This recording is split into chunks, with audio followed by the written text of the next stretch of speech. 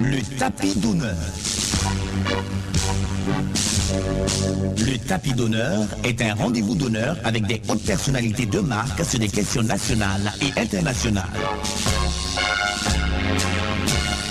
Le tapis d'honneur est une émission du service des informations et reportages de la radiodiffusion du Burkina.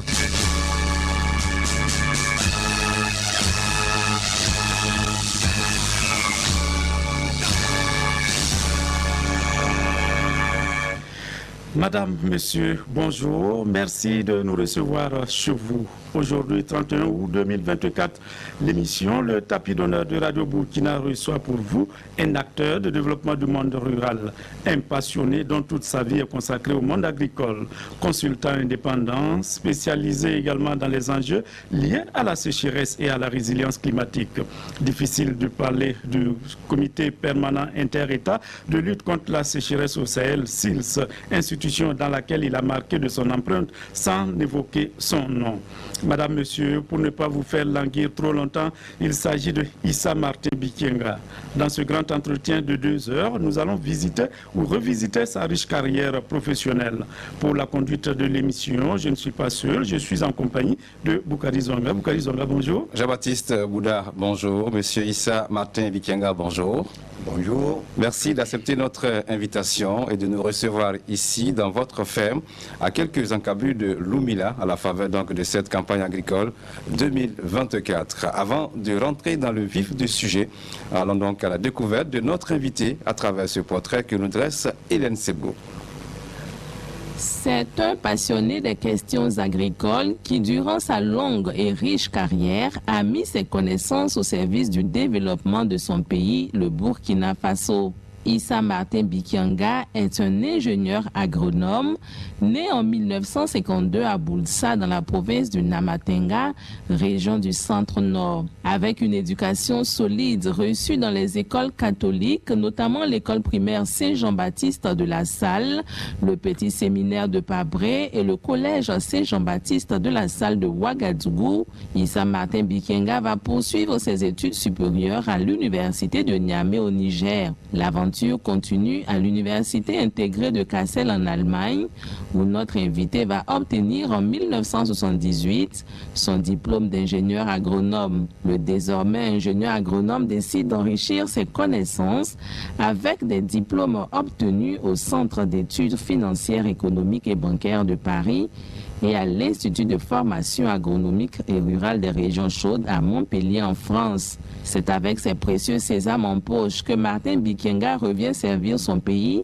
à travers une carrière bien remplie dans la fonction publique burkinabé à partir de 1979.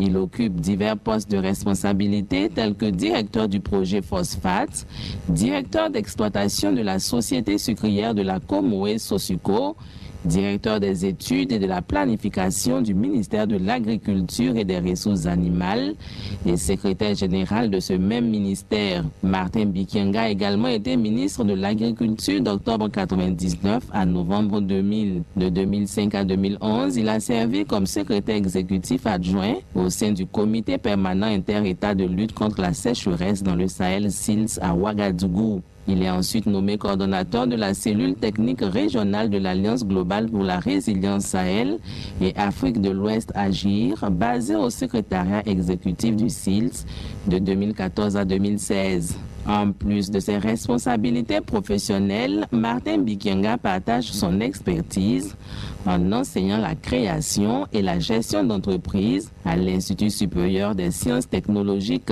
agricoles ISTA à Ouagadougou. Auteur de plusieurs ouvrages, son dernier livre intitulé « Gestion de l'entreprise agricole » témoigne de son engagement à promouvoir l'entrepreneuriat agricole et le développement durable. Issa Martin Bikenga est membre de l'Académie nationale des sciences et des arts.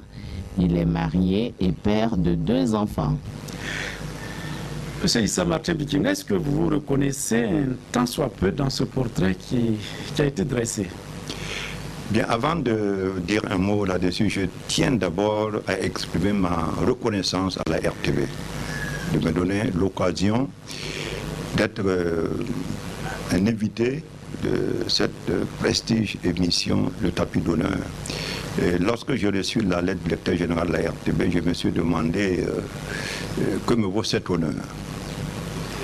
Mais enfin, les gens observent ce que vous faites dans votre vie sans vous le dire. Et il y a des moments précis où il y a une expression de reconnaissance. Et je pense que c'est le but de cette émission. C'est pour cela que je tiens d'entrée de jeu à vous remercier de cette marque de considération à mon endroit. Alors le portrait qui vient d'être donné de ma personne, de ma modeste personne, est tout à fait juste. On peut en dire davantage, mais c'est les points essentiels de mon curriculum vitae, de ce que j'ai vécu jusqu'à présent. Alors, vous portez un nom islamo-chrétien, Issa Martin Bikenga. Alors, racontez-nous comment ces noms sont venus dans votre identité.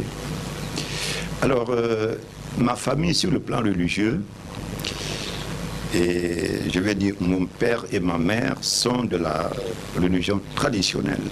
Donc quand je suis né, c'est ce nom que l'on m'a donné. Et par la suite, j'ai fait de l'école coranique dans la famille de ma mère, puisque la famille de ma mère c'était des musulmans. J'ai fait l'école coranique lorsque j'ai eu 7 ans, que je suis venu maintenant à Ouagadougou. On m'a amené à Ouagadougou. J'ai commencé le CP1 à l'école primaire de la Salle. Alors, étant à l'école primaire de la Salle, bien entendu, j'ai suivi le catéchisme et pour recevoir le baptême, lorsque j'étais au CM1, c'est là que j'ai choisi le nom Martin. Et bon, mon nom complet maintenant, c'est Issa Martin Bikenga. Je précise bien parce que le nom Issa Martin Bikenga, et si j'insiste là-dessus, c'est parce que dans certains de mes documents officiels, certains diplômes même, c'est Issa Bikenga, Martin Bikenga, Issa Martin Bikenga, ainsi de suite. Mes premiers problèmes, je les ai eus lorsque je suis allé à la retraite. J'ai dû faire établir un certificat d'individualité qui prouve que Issa Bikenga, Martin Bikenga, Issa Martin Bikenga, c'est la même personne. Donc depuis lors, je ne fais plus d'erreur. Alors, votre CV révèle que vous êtes né à Boulsa, dans le Namantinga, et que vous avez eu une enfance difficile. Des difficultés que vous avez surmontées grâce à votre abnégation au travail. Nous allons écouter ce témoignage avant de revenir. Je suis Nongoma Bruno Zidouemba. Je suis un diplomate à la retraite. Je suis originaire de la province de Namantinga. Les relations qui me lient à Martin Bikenga sont des relations très anciennes. Il faut remonter aux années 60. Martin est sincère, Martin est véridique, Martin est droit et en plus de ça, Martin est travailleur. Le parcours de Martin, j'allais dire, est un parcours ordinaire, comme le parcours de beaucoup de cadres, mais avec des éléments qui relèvent de l'extraordinaire. Je ne reviens pas à l'origine pour vous dire les difficultés que Martin a rencontrées dans son enfance. Et ces difficultés ont été telles qu'on ne s'attendait pas qu'il puisse les dominer et faire une carrière comme celle qu'il a faite. Au demeurant, depuis que Martin est à l'école et il a fait le collège de la Salle, il a toujours été parmi les meilleurs de sa classe, parmi les 3 ou 4 premiers. Martin a eu des difficultés profondes. Pour tout vous dire, à un moment donné, il a fallu que sa mère quitte le village pour venir ici à Ouagadougou et l'aider au point de vue entourage à subvenir à ses besoins et aussi à l'aider à pouvoir continuer ses études. Et un événement très douloureux pour lui a été la mort de sa mère. Et ce triste événement s'est déroulé et Martin était le seul avec elle au moment où elle mourait. Je ne veux pas rentrer dans les détails, mais vous voyez déjà le traumatisme que ce genre d'événement peut créer. malgré tout, il a relevé le défi et il a montré que la volonté, quand on a la volonté, il n'y a rien qui puisse vous arrêter. L'adversité des hommes, l'adversité de la nature sont des incidents de parcours. Parce que Martin aurait pu, sur le plan même vital, compter parmi les milliers d'enfants qui ne survivent pas à l'enfance. Non seulement il a survécu, il a pu atteindre ses objectifs à force de travail et à force de privation. Et je pense que la radio nationale ne fera peut-être que traduire ma volonté. En aparté, je vous disais tout à l'heure que l'homme Martin, que je connais bien, est très modeste. Beaucoup d'entre de nos concitoyens, de valeureux concitoyens, animés par cette modestie, sont encore dans l'ombre. Il vous appartient de les découvrir, comme vous avez découvert Martin, pour le faire connaître de la jeunesse, le faire connaître de nos autres citoyens, de nos autres compatriotes, qui peuvent s'inspirer de son exemple pour vaincre les adversités qui sont les nôtres aujourd'hui. Alors, réaction? Bien, alors la personne qui vient de parler, l'ambassadeur Bruno Zidouemba, c'est une personne qui me connaît très bien. Pourquoi? Parce que nous avons eu une enfance commune. Et nous avons cheminé ensemble et jusqu'à aujourd'hui, nous sommes ensemble. Donc il me connaît parfaitement et ce qu'il a dit est exact. Moi, quand j'ai quitté mon village pour venir commencer l'école primaire à La Salle, et j'ai été confié à une famille qui m'a confié à une autre famille, ainsi de suite. Ça veut dire que je n'ai jamais véritablement vécu avec mes parents en tant que tels. Alors c'est pendant les vacances que je retournais au village pour évidemment mener la vie du village. Mais je dois dire que pendant mon enfance, je dirais du CP1 jusqu'en terminale, j'ai vécu dans des familles confiées. Alors il y a certaines familles où ça s'est bien passé, mais là où je suis resté le plus longtemps et là où ça s'est très mal passé, c'était chez un oncle qui est le petit frère de ma mère. Et j'étais déjà au collège de La Salle. Bon, c'était une vie dure. J'habitais à Darnouin et j'allais au collège de La Salle à pied. Et à tel point qu'un jour, il y a un de mes professeurs, un Canadien, qui m'a demandé où j'habitais. Je lui ai indiqué. Il m'a amené avec sa voiture pour reconnaître chez moi. Il a dit que non, c'est pas possible qu'on puisse faire ça tous les jours à pied. J'ai dit, mais voilà, vous-même, vous avez vécu. Le lendemain, il m'a amené au marché. Il m'a acheté un vélo d'occasion. C'était mon premier vélo. J'étais en 4e. Les vélos Peugeot ou Sénisso? Peugeot. Peugeot à l'époque. Alors, mon oncle a eu une affectation hors de Ouagadougou. À l'époque, j'étais en seconde C. Mais je marque le pas pour dire que dans la famille où j'étais, tous les jours, c'était des corvées. Avant d'aller au collège, je devais puiser l'eau, arroser les arbres. Le soir, c'est la même chose. Et un seul repas par jour. Un seul repas par jour. Bien. Malgré tout, je suis arrivé en seconde C et quand il a eu son affectation, il est parti. Me laisser seul dans la maison, sans au revoir, rien. Et c'est là que mes difficultés allaient augmenter. Et à l'époque, le collège de La Salle nous servait une bourse de 3000 francs CFA. Je commençais à vivre avec ça, jusqu'à ce que ma mère apprenne. Elle était furieuse, elle a quitté le village et elle est venue à Ouaga. C'est elle qui me préparait les repas. Mais comme elle était dolotière, elle s'est mise à préparer de l'eau à Ouagadougou pour compléter mon alimentation. Pour joindre les deux bouts. Pour joindre les deux bouts.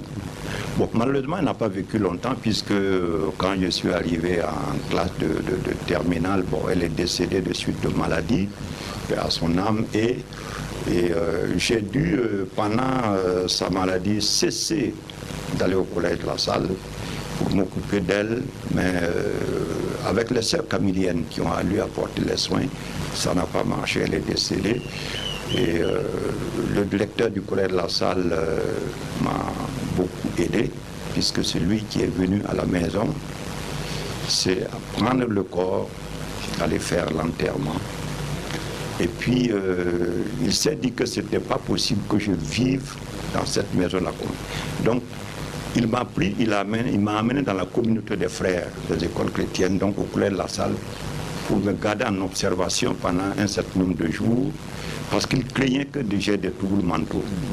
Donc, je suis resté là pendant plusieurs jours, et je me suis ressaisi, je me suis calmé et j'ai repris le cours. Et Dieu faisant bien les choses, j'ai eu le bac, série D, mention assez bien. Et ma vie a fondamentalement changé à partir de là. Et malgré toutes ces difficultés, vous avez su relever les défis pour être l'homme que vous êtes aujourd'hui. Quel est votre secret? Qu'est-ce qui vous a motivé? Bien, vous savez, c'est vrai, la souffrance, ça forme. Parce que, comme l'ambassadeur Sidouem l'a dit, on ne pensait pas qu'avec de telles souffrances, quelqu'un puisse réussir à l'école. Bon, mais tout dépend de l'engagement que l'on a à son propre niveau. J'accorde beaucoup d'importance à l'école. Et quand j'allais au village, j'étais le seul enfant du village à fréquenter l'école. Et mes parents insistaient beaucoup pour que je réussisse. Donc j'ai écouté leurs conseils et malgré tous les problèmes, je mettais le paquet. J'avais un engagement pour l'éducation, pour le savoir. Et bien que j'ai eu des problèmes, bon, j'ai réussi tout de même. Mais il faut dire que l'enseignement catholique a quelque chose de particulier. Et par rapport à l'enseignement privé, on avait une éducation où on enseigne beaucoup de valeurs, la discipline. Pas seulement l'instruction. Pas seulement l'instruction, non, c'était une véritable éducation. La discipline, le respect de l'autre, et l'amour pour le travail bien fait, ainsi de suite. Et bien entendu, il y avait une formation religieuse. Aller régulièrement à la messe, disons, aller à la confession, suivre tous les sacrements, ainsi de suite.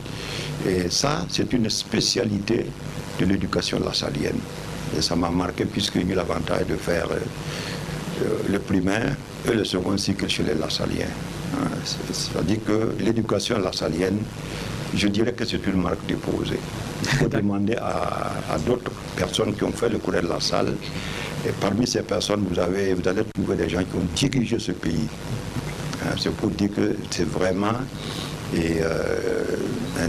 disons, un lieu de formation qui confère aux élèves beaucoup de valeur, au-delà même de la simple instruction. D'accord. Alors, votre CV révèle également que vous avez poursuivi vos études universitaires en Allemagne fédérale pour l'obtention du diplôme d'ingénieur agronome, mais également à Paris. Dans quelles circonstances vous vous êtes retrouvé dans ces universités? Bien, alors, quand j'ai eu mon bac série D, j'ai fait la formation militaire. C'est ce qu'on appelle le contingent spécial à Bobo du Lasso pendant 2 mois. Et pendant ce temps, on ne savait pas trop où nous orienter. Parce que déjà un SND volontaire? Non, ça c'est l'État qui avait regardé. À l'époque, dès qu'on avait 20 ans, il y a un certain nombre de personnes que l'on prenait pour faire la formation militaire, le contingent spécial. C'est ce que nous avons fait.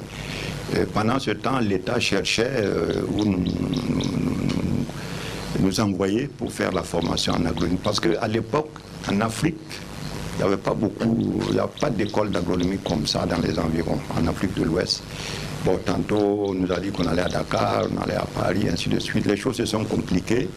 Dès que nous sommes rentrés de la formation, bon, je suis allé au service des bourses. On m'a dit, bon, on vous a dit d'aller à Niamey. Bon, on est allé à Niamey. Il n'y avait pas d'école d'agronomie en tant que telle, mais il y avait ce qu'on appelle la section CVBG, chimie, biologie, géologie, et puis des matières complémentaires en mathématiques, en français, et c'est ça qui constituait la base de l'école d'agronomie qui a été constituée par la suite. Mais à l'époque, on faisait au maximum 2 ans à Niamey. Après, il fallait partir en Europe ou ailleurs, en tout cas, pour poursuivre. Alors moi, quand je suis arrivé en 2e année, j'ai eu l'avantage de passer un test organisé par l'ambassade d'Allemagne. Et à l'issue de ce test, dont j'ai eu les résultats longtemps après, bon, j'ai été retenu. Donc je suis allé en Allemagne et c'est là que j'ai commencé les études d'agronomie. Et puis ça a duré de 1974 à 1978. Auparavant, de 1972 à 1974, j'étais à l'université de Niamey. Donc, et le reste, j'ai fait en Allemagne à l'université de Kassel. Quand je suis rentré de ma formation, j'ai commencé à travailler. J'ai eu l'avantage de contribuer à l'élaboration, la préparation d'un projet du ministère de l'Agriculture qu'on appelait projet engrais vivrier. C'est comment développer l'utilisation des engrais dans notre agriculture. Et mon directeur, c'était le directeur des services agricoles. Il est toujours vivant, M. Joseph Kabouré. Il a plus de 80 ans aujourd'hui, mais il est vivant et il réside à Ouagadougou. C'est lui que je représentais dans les réunions avec l'Agence française de développement. Alors, ça m'a permis d'être en contact avec le représentant de l'Agence française de développement à Ouagadougou. Et au fur et à mesure qu'on travaille, il m'a dit, tiens, il faut que je vous envoie à Paris. Je vais vous envoyer au Centre d'études financières, économiques et bancaires de Paris, CFEM. C'est une école, l'Agence française de développement. Donc il m'a fait mon dossier, je suis allé à Paris où j'ai fait économie 1 an. Voilà comment tout ça s'est passé. D'accord. Vous avez aussi fait des études en économie? C'est ça, puisque bon, j'ai commencé dans l'agriculture. Et puis quand je suis rentré, j'avais un diplôme d'ingénieur agronome et ma spécialité c'était l'hydraulique agricole.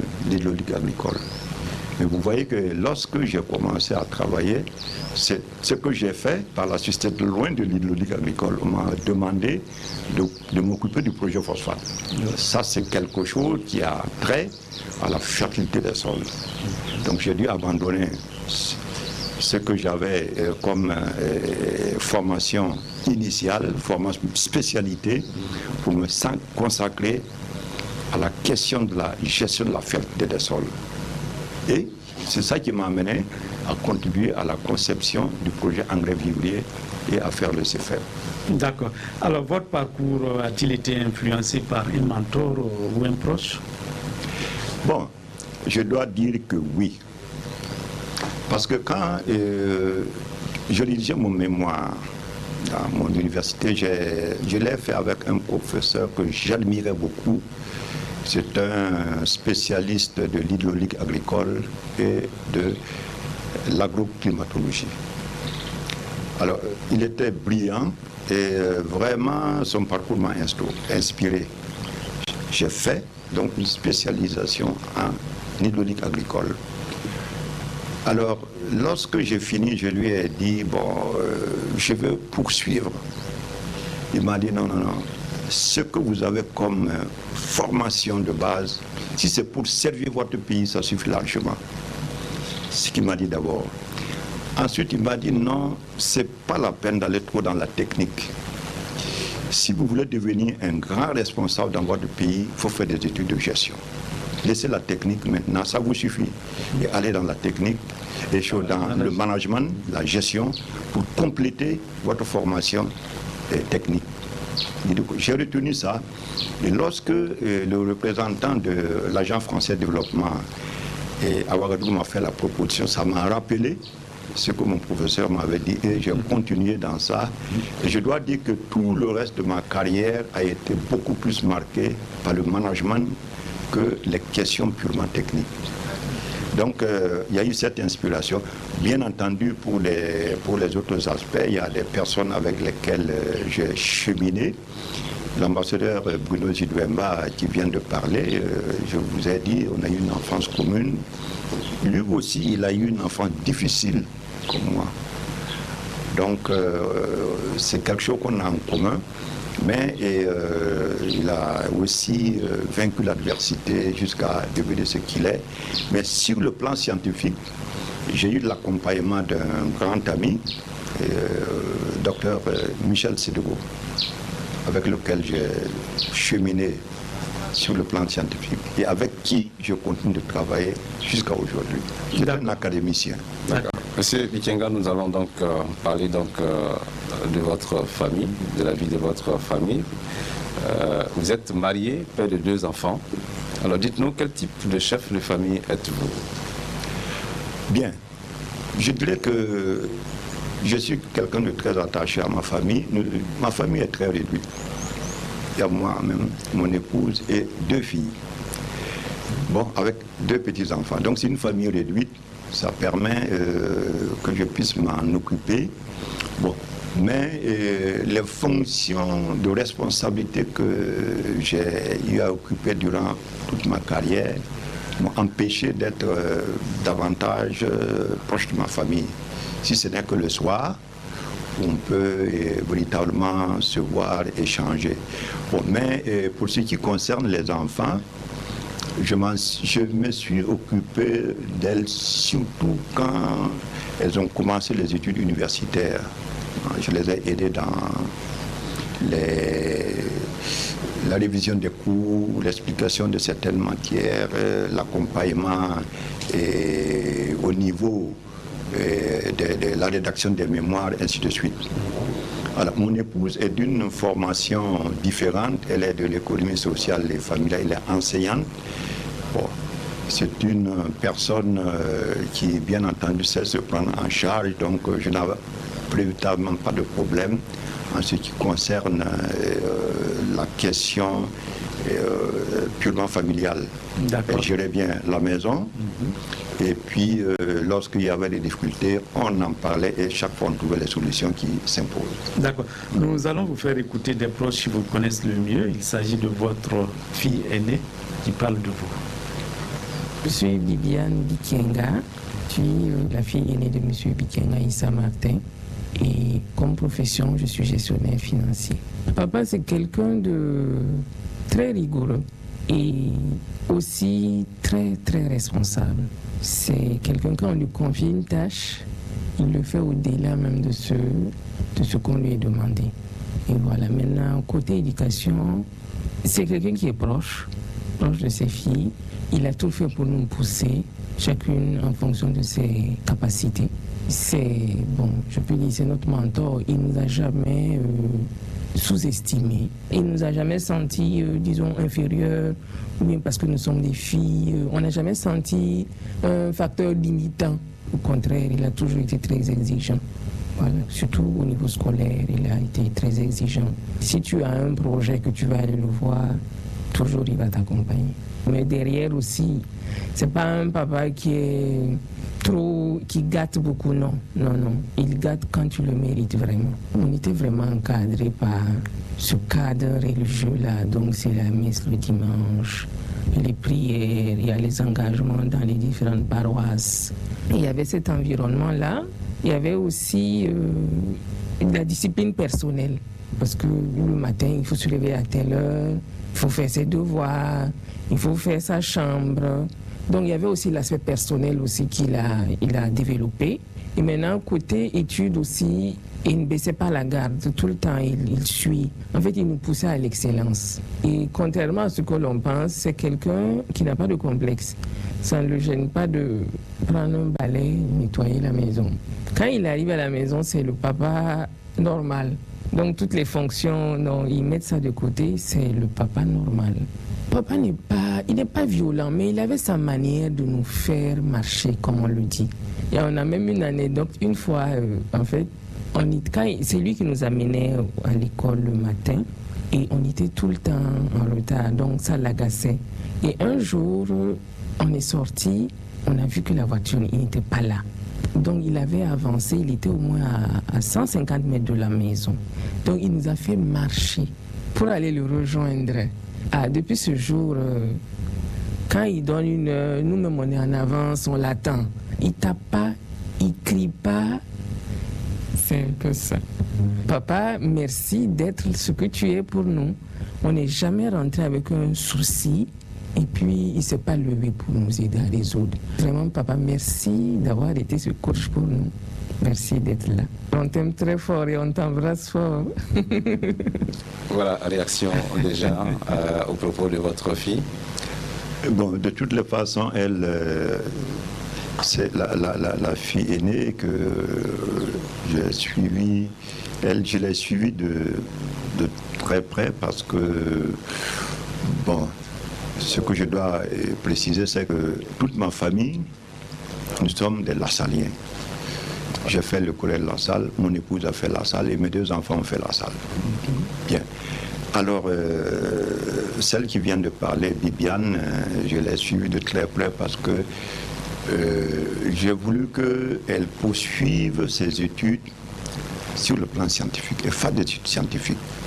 Bon, elle ne voulait pas, elle voulait aller en lettres. J'ai tout fait pour la convaincre et finalement, elle a fait des études de sciences économiques. Elle est économiste. Donc, c'est pour ça que par moments nos chemins se croisent et ça me permet de lui apporter l'appui dont elle a besoin, soit dans la rédaction de ses mémoires ou bien dans la révision de ses cours. Donc ce qu'elle dit est tout à fait exact. Elle a dit aussi, vous êtes un père rigoureux, vous n'êtes pas violent, mais vous aviez votre manière de faire marcher la famille. Quelles sont ces manières que vous aviez de faire bouger les lignes? Non, je pense que... Oui. Non, vous savez, l'autorité, elle s'exprime de plusieurs façons. Vous pouvez l'exprimer de façon violente, dire je n'aime pas ça, je ne suis pas d'accord, faites ceci, faites cela. Bon, moi j'exprime mon autorité d'une autre manière. Je vous dis ce qui convient de faire. Bon, si on vous donne 1 heure à respirer, il faut respecter l'heure. Parce que si vous respectez l'heure, vous respectez vous-même et vous respectez la personne qui vous a donné le rendez-vous. Et même les petites choses, il faut bien les exécuter. Ainsi de suite. Et bon, je n'aime pas une personne qui est désordonnée ou désorganisée. Donc je leur apprends à être des personnes organisées dans la maison d'abord. Parce que si vous êtes déjà une personne organisée au sein de votre famille, ça vous aide dans votre formation et dans votre profession. C'est clairement important. Alors, j'insiste sur ces aspects-là, et ça ne me plaît pas souvent, mais enfin, c'est facilement accepté parce que ce n'est pas avec violence que je le fais. Par finir, bon, elles ont reconnu mon autorité et sans que ça ne fasse l'objet d'interventions violentes, d'injures ou de quoi que ce soit. C'est aussi simple. Donc c'est la façon d'exprimer l'autorité. Alors nous allons encore marquer une pause pour écouter quelques proches qui parlent de vous. Il s'agit cette fois-ci de vos amis. Moi je m'appelle Ilboudo Saga Pascal et je suis ingénieur agronome. J'étais au ministère de l'Agriculture. J'y ai travaillé pendant 35 ans et depuis 8 ans, je suis à la retraite. Vraiment, c'est un patron et aussi un ami. C'est un monsieur qui est sincère dans son amitié. Et lorsque vous êtes ensemble, quelles que soient les circonstances, heureuses ou moins heureuses, il est toujours présent. Il est très fidèle en amitié. Et à chaque moment, à tout moment, disons, il peut toujours vous appeler pour avoir de vos nouvelles, pour être toujours à côté de vous. Il ne s'agit pas d'un ami des jours heureux, c'est un ami de tous les jours. Voilà le monsieur comme il est.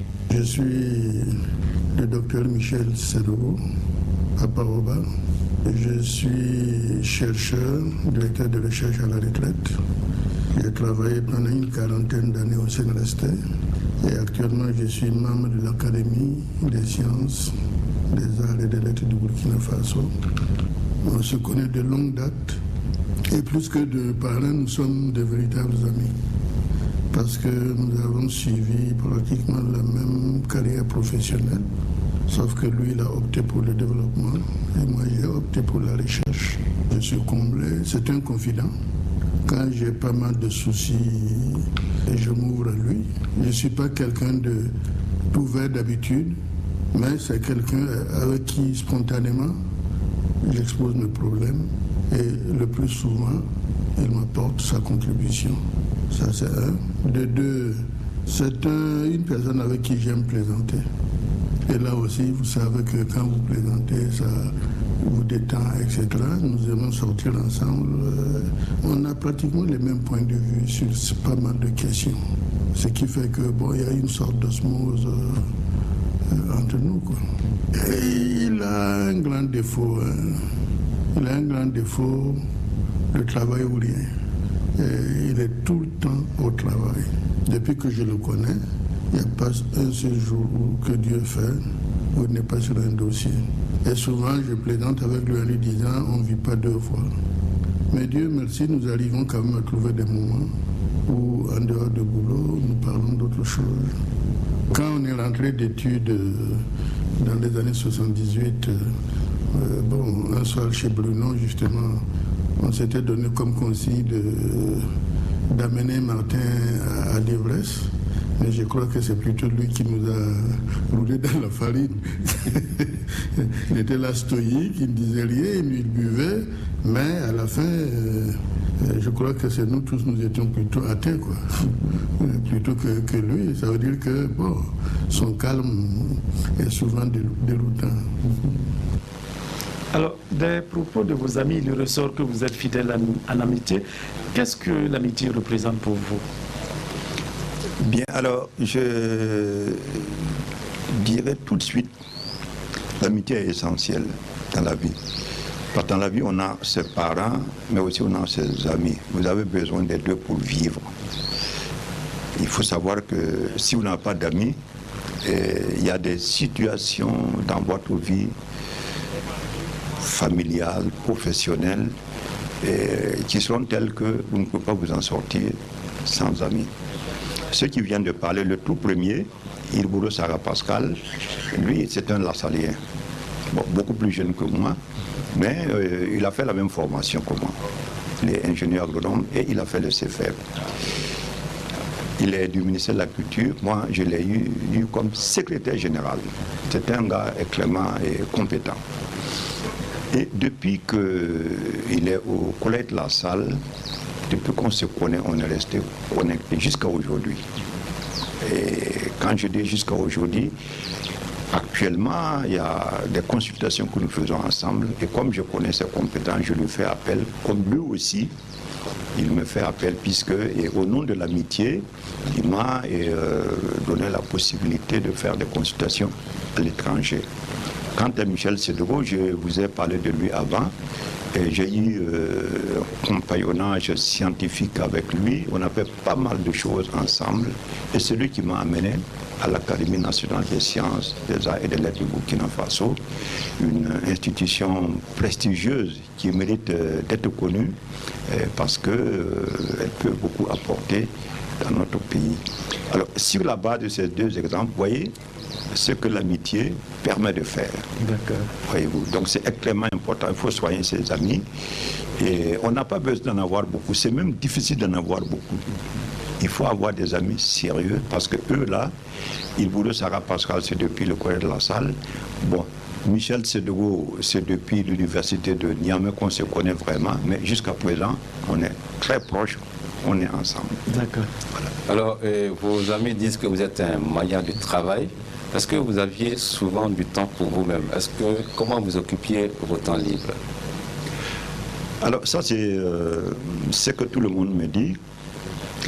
C'est vrai, j'aime le travail. Le tout dernier poste que j'ai occupé comme consultant, et je travaille pour une société chinoise à Ouagadougou comme consultant. Et lorsque j'ai quitté, les responsables, le personnel, tout le monde s'est mis ensemble. On m'a offert un tableau et il est marqué tout à fait en bas. Bon, c'est mon portrait c'est marqué en bas, l'homme qui aime le travail. Pourtant, je n'ai pas fait plus de 2 ans là-bas.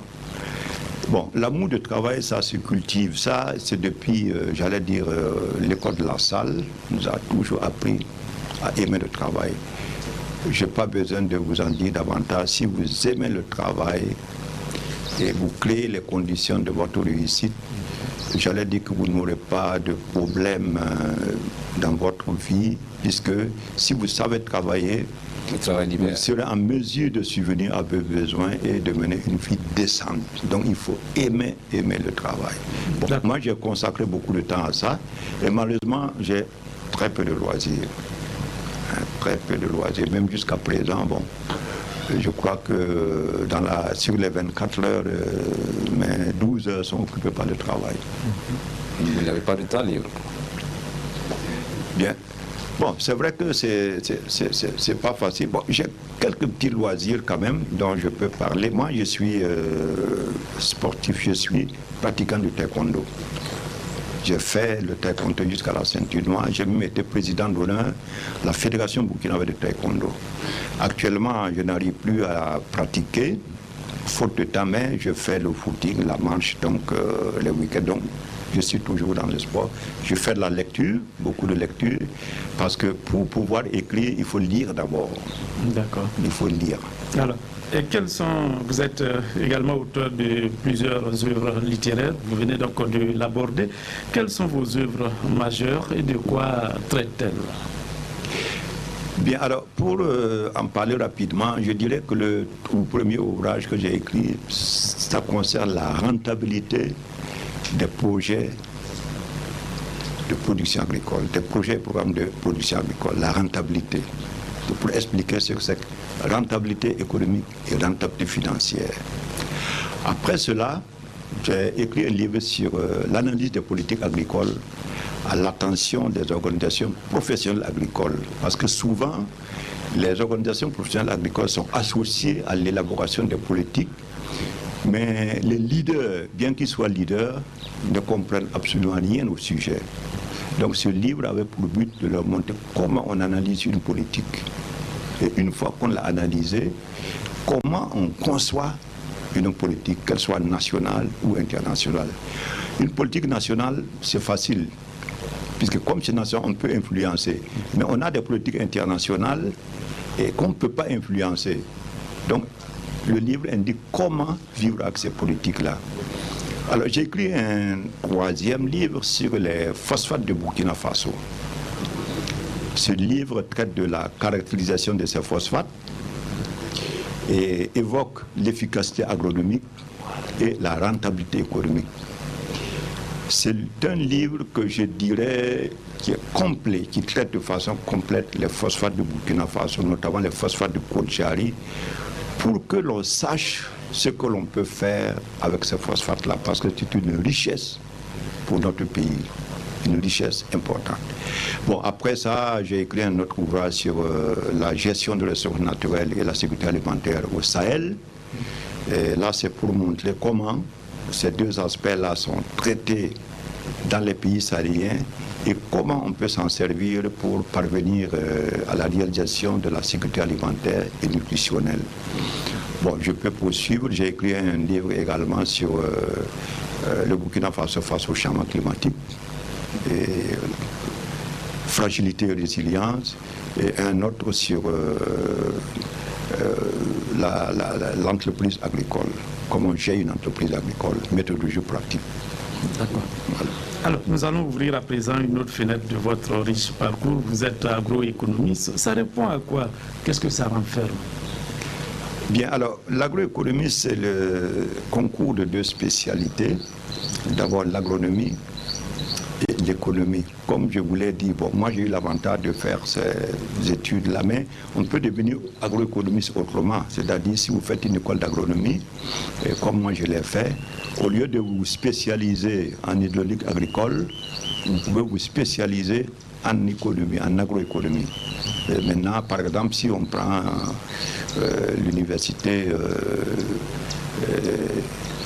Naziboni Abogo-Dioulasso, on forme des gens dans ce domaine. Moi, j'ai eu un parcours différent, comme je vous l'ai dit. Je suis rentré d'abord, et puis j'ai eu l'avantage de repartir à Paris pour faire le CFEB, et j'ai poursuivi à Montpellier pour le volet spécialisation en agroéconomie. Donc, c'est le carrefour de deux spécialistes, parce qu'on en a besoin. Parce que si vous êtes un agronome pur, il y a des situations devant lesquelles vous aurez du mal à décider. Quelquefois, c'est l'aspect économique qui vous permet de faire les meilleurs choix. Et surtout si vous êtes un responsable. On ne peut pas se contenter de la technique. Il faut que l'économie vous aide assez souvent à expliquer certaines choses. Et par exemple concevoir un projet, évaluer un projet, et élaborer une politique, une stratégie. Voilà à quoi ça sert l'agroéconomie. D'accord. Parlez-nous de quelques projets que vous avez pu faire en tant qu'agroéconomiste. Les projets que j'ai eu à diriger comme agroéconomiste, bon, je dois dire que c'est l'ensemble des projets dans lesquels j'ai été responsable. Je commençais par le projet phosphate où j'ai commencé, c'est vrai. Et quand on regarde le nom du projet et ce que ce projet faisait, on ne voit pas apparaître le volet économie. Mais dans mon ouvrage dont je viens de parler, j'ai démontré que non seulement le phosphate naturel de Khoudjari était intéressant sur le plan agronomique, mais j'ai aussi déterminé son intérêt économique. Parce que quelque chose peut être intéressant sur le plan technique, c'est bien, mais si vous démontrez qu'en plus de cela, il y a un intérêt économique, ben, ça valorise. Bon, par la suite, j'ai été responsable directeur d'exploitation de la sécurité sucrière, la Congoé. Bon, c'est aussi un endroit où j'ai eu à exercer l'agroéconomie, ainsi de suite. D'accord. Alors, vous est-il arrivé de regretter un jour ce parcours et si c'était à refaire? Bon, je dois dire que je n'ai pas connu de regret en tant que tel, mais c'est vrai que c'est difficile par moment parce que de votre décision dépendent beaucoup de choses. Et si vous décidez mal, il faut conduire par exemple une autorité dans l'erreur. Si par exemple vous faites une étude de projet, je prends par exemple une étude que moi-même j'ai réalisée avec d'autres personnes. C'est une étude relative à la fabrication d'engrais au Burkina Faso à partir des phosphates de Khoudjari. Ça se termine par des analyses économiques et ce sont ces analyses économiques-là qui ont permis de savoir si c'est quelque chose qui est intéressant ou non. Sinon, techniquement, c'est intéressant.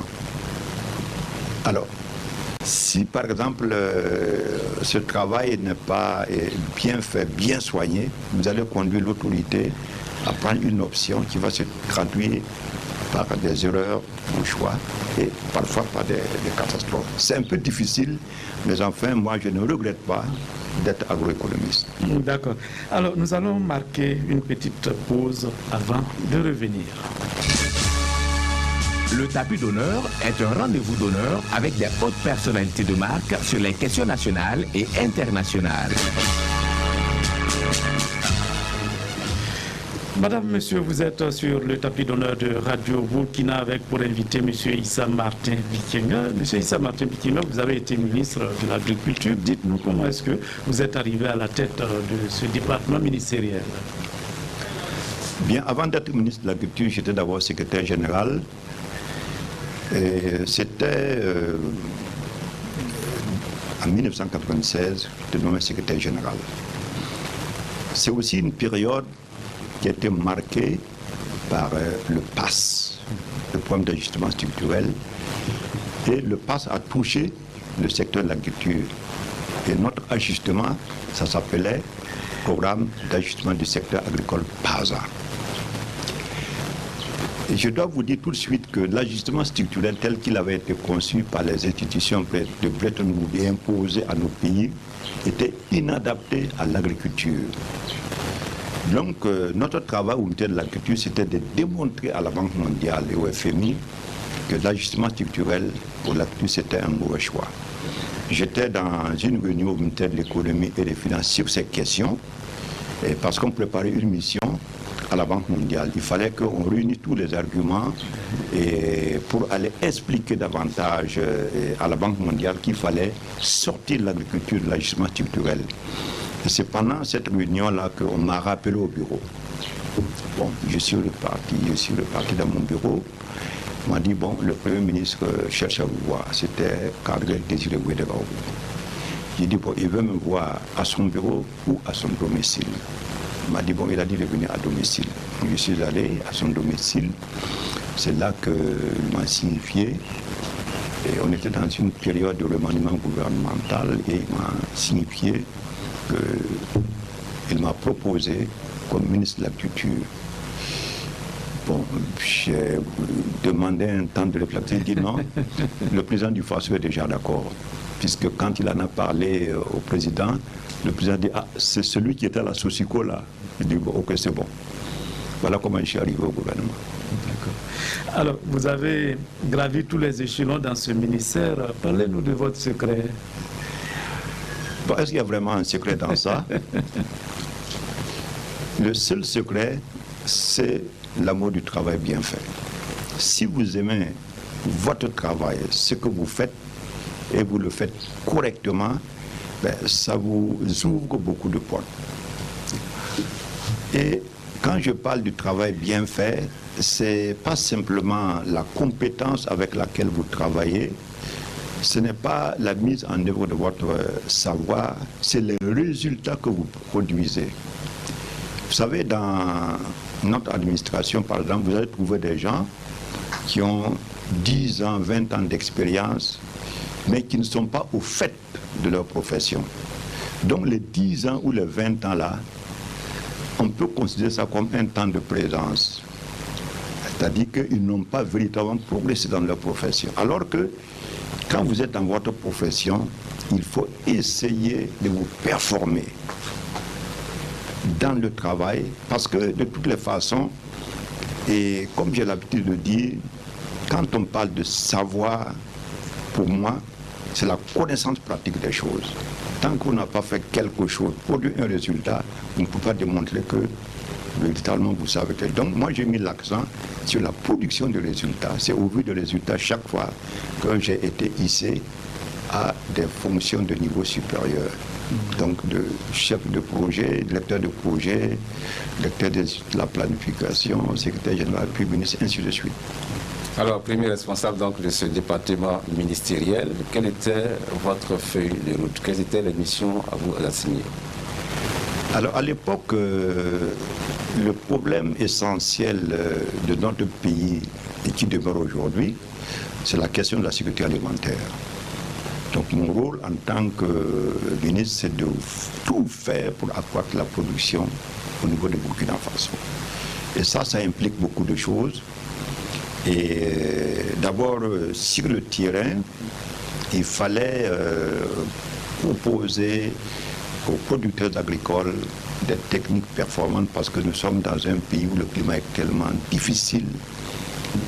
Il fallait élaborer des projets et programmes pour que l'agriculture puisse être véritablement soutenue. Mais le plus grave problème auquel j'ai eu à faire face, c'est la mobilisation de ressources financières. Parce que notre agriculture est essentiellement financée par l'extérieur. Le budget de l'État ne compte pas pour grand-chose.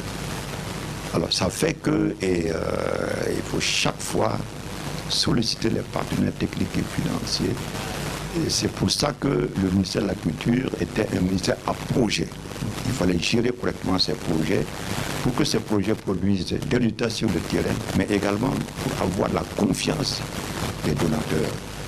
À l'époque, ce n'est pas comme aujourd'hui où on a une lettre d'objectif et les points essentiels vous étaient communiqués par le Premier ministre qui vous appelait, vous recevez individuellement et vous disait exactement ce qu'on attendait de vous.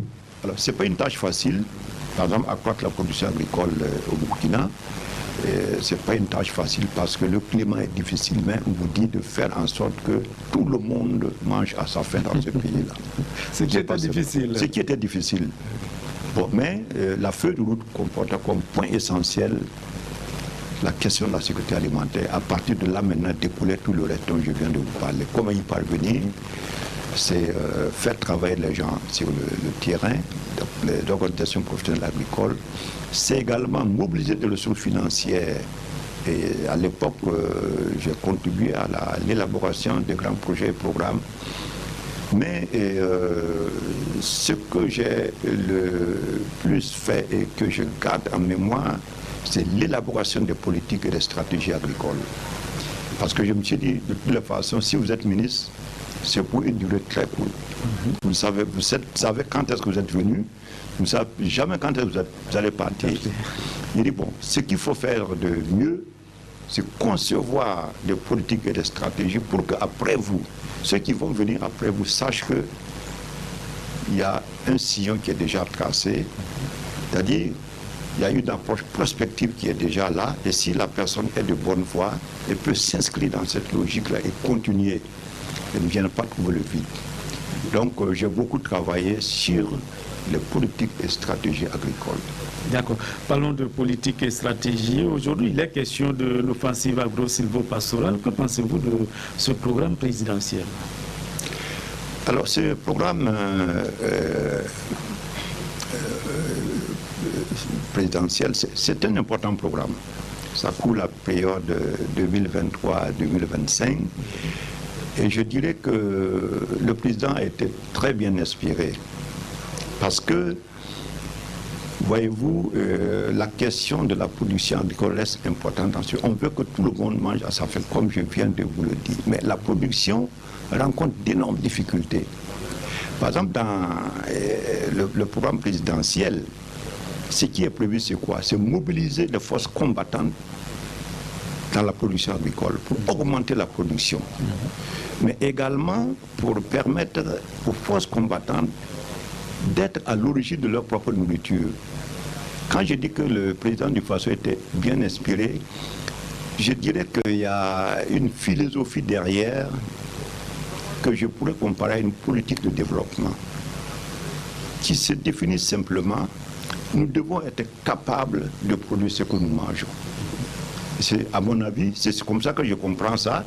Il a voulu que les forces combattantes, ce qu'elles consomment, elles puissent le produire. Si ça c'est pratiqué à l'échelle nationale, vous verrez qu'assez rapidement, on pourra atteindre la sécurité alimentaire et nutritionnelle. Et mieux que ça, on va réaliser la souveraineté alimentaire.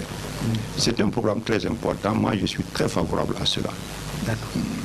Donc l'autosuffisance alimentaire étant prônée, est-elle possible avec toutes ces initiatives selon vous?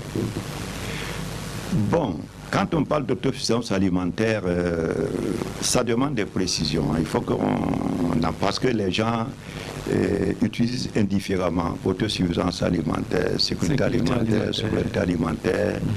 Quelle est la différence? Non, la différence est énorme. L'autosuffisance alimentaire, c'est un concept des années 60. C'est-à-dire l'année des indépendances. Chaque pays voulait être indépendant en tout, y compris la production alimentaire. Donc, dans l'approche politique, les décideurs disaient que nous voulons une autosuffisance alimentaire, c'est-à-dire que nous voulons faire en sorte que ce que nous consommons, ça émane de notre seule production. Notre seule production, c'est ça l'autosuffisance. Bon, mais quand on a cheminé vers les années 80-90, le monde entier était marqué par l'ouverture des marchés. La fonction marché a pris le pas sur beaucoup de choses. Et nos pays ont adhéré à l'OMC. Donc il fallait réviser les politiques d'autosuffisance alimentaire. Non, ça ne suffisait plus. Donc le marché est entré en ligne de compte. Et en ce moment, on commençait à parler de sécurité alimentaire. Et il y a eu un sommet mondial de l'alimentation en 1996 à Rome qui a défini la sécurité alimentaire. Là, la sécurité alimentaire, telle que la définition est donnée par la FAO, elle existe lorsque tous les êtres humains ont un accès à l'alimentation. L'accès pas seulement sur le plan technique, mais sur le plan économique. C'est un accès aux aliments pour mener une vie saine, pour souvenir à l'ensemble de leurs besoins, pour mener une vie saine. Là, on peut dire qu'il y a sécurité alimentaire. Mais dans le cas de notre pays, quel concept sied? Non, j'en viens. Si on parle de souveraineté alimentaire, ce à quoi nous aspirons dans notre pays, c'est tout à fait différent. La souveraineté alimentaire exprime un droit. Pourquoi on en est arrivé là? Parce que tout simplement, en 1996, quand on a défini la sécurité alimentaire, et qu'il y a eu l'ouverture des marchés, les organisations professionnelles agricoles ont dit qu'elles ne sont pas d'accord. On ne peut pas confier son alimentation au marché. On n'est pas d'accord.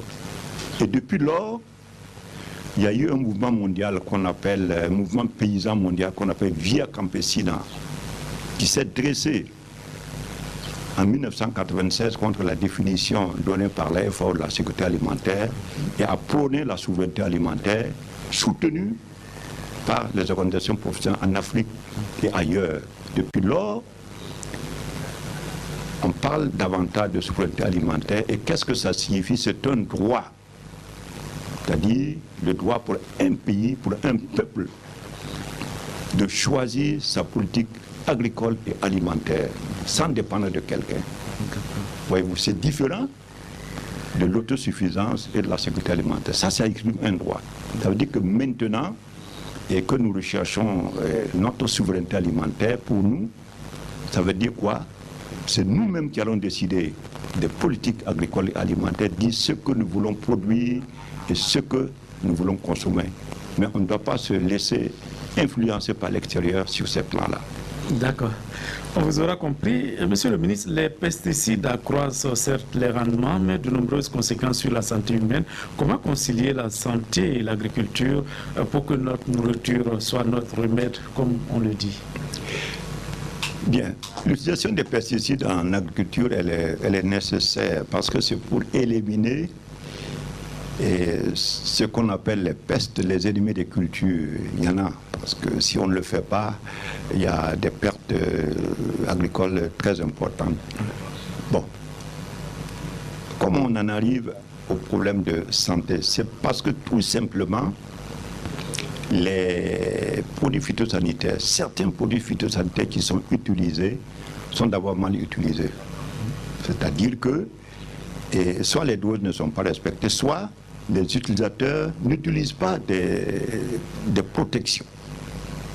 Par exemple, les camps, les masques, ainsi de suite. Donc pour l'individu, ça pose des problèmes. Ça, c'est. Deuxièmement, lorsque vous utilisez un produit phytosanitaire qui n'est pas homologué, parce que normalement, tous les produits phytosanitaires qui rentrent au Burkina, qui sont utilisés de façon officielle, sont homologués par le comité sahélien des pesticides. Mais il y a la fraude. Oui. C'est ça qui fait que les gens utilisent des produits non homologués. Si vous allez par exemple dans beaucoup de marchés au Burkina, vous trouvez des produits phytosanitaires, ils ne sont pas homologués. Alors que quand on les utilise, il y a des arrière-effets. C'est-à-dire que vous retrouvez certains produits chimiques qui restent dans le sol ou dans les eaux pendant des années. Donc, ça pose des problèmes de santé. Les récipients, par exemple les bidons qui contiennent certains produits phytosanitaires, les gens ils rincent ça sommairement, ils achètent le Douro et puis ils boivent, ils s'intoxiquent tout de suite. Vous avez par exemple des petites boîtes qu'on utilisait pour conditionner un produit extrêmement dangereux qu'on appelle le D6 dans les zones cotonnières. Mais ce sont ces mêmes boîtes-là qu'on utilise pour détailler le haricot et puis d'autres produits sur les marchés. Donc voyez-vous, il y a un problème d'éducation qu'il faut faire pour que les pesticides ne viennent pas détériorer notre santé. Il y a un travail important à faire sur le terrain. Mais si on en arrive à des problèmes de santé, c'est parce que tout simplement, les produits utilisés ne sont pas homologués, les doses ne sont pas respectées ou bien ils ne sont pas utilisés correctement. Voilà un peu l'origine des problèmes. Il y a aussi à mettre à ce que les autorités fassent de la lutte contre cette fraude-là aussi leur cheval de bataille. Bien, ça c'est vrai. Il y a beaucoup de choses qui sont faites en la matière. J'ai eu l'avantage de discuter de ces problèmes-là il y a quelques semaines avec la Direction générale des douanes. On a eu une longue réunion sur le problème du coton, puisque l'Académie nationale des sciences, des arts et des lettres est en train de réaliser une importante étude sur le coton. Et dans nos échanges, on a posé ce problème. Mais la douane nous a expliqué que les douaniers, ils ne peuvent pas éradiquer la fraude. Ce n'est pas possible. Ils peuvent contrôler la fraude, réduire la fraude, réprimer, mais l'éradication totale n'est pas possible. Alors c'est ça qui fait que malgré tout, il y a des produits qui rentrent, mais il faut reconnaître qu'au niveau de l'État, il y a des efforts énormes qui sont faits et qui continuent d'être faits. D'accord. Alors, nous allons retrouver quelques-uns de vos collaborateurs au gouvernement qui parlent de vous et de votre rapport dans ce gouvernement. Moi, c'est M. Sanou Baoro Seydou. Je suis un ancien ministre, ancien haut-commissaire, ancien gouverneur et maintenant je suis à la retraite. Je suis parti à la retraite étant quand même commandeur de l'ordre national et commandeur de l'ordre des palmes académiques. Nous avions fait le gouvernement ensemble. Moi, c'est depuis 1995 jusqu'à 2000. Et lui, c'est à peu près ça après nous, mais jusqu'à 2000 aussi. On a quitté ensemble en novembre 2000. Mais avant ça, on se connaissait. Le point de similitude, c'est que lui, il a fait le secrétariat général de son ministère avant d'être ministre. Et moi aussi, j'ai fait le secrétariat général du ministère de l'Éducation nationale avant d'être ministre. Au-delà de la rencontre hebdomadaire du Conseil des ministres, on avait d'autres occasions aussi de se rencontrer. De telle sorte que sur beaucoup de points, on a eu beaucoup d'échanges. Et c'est à ce site-là que l'on se connaît très bien. Nous sommes d'une génération qui a servi le pays comme on pouvait, avec, comme on dit, honneur et dévouement. Et Issa Bikienga a eu à assumer des hautes fonctions. Mais je peux dire que ces hautes fonctions-là qu'il a eu à assumer, il les mérite. Il n'est pas dû à un quelconque engagement politique ou idéologique, mais à sa compétence et à sa maîtrise des dossiers de son secteur. On a servi à un moment où c'était effectivement un peu difficile, puisque nous sommes arrivés au gouvernement, si vous venez se souvenir, au lendemain des programmes d'ajustement structurel, et au lendemain aussi de la dévaluation du franc CFA de 1994, et il y avait énormément de plaies à penser. Et il y avait des réformes nécessaires à faire et des programmes aussi pertinents à mettre en œuvre. Issa Bikienga était à la hauteur.